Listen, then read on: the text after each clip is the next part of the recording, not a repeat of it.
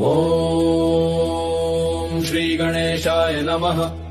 ॐ श्री हनुमते नमः। ॐ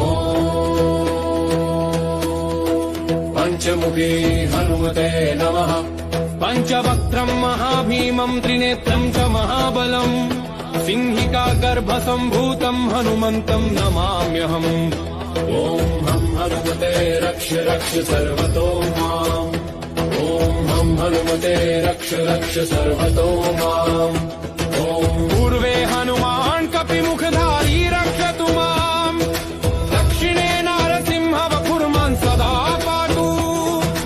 पश्चिमे गरुडरूपवान् रक्षतु। उत्तरदिशि वराहरूप सदा रक्षतु माम्। पूर्वे हयग्रीव विग्रह पातु मे शिरः। अधस्तात् ब्रह्मास्त्ररूप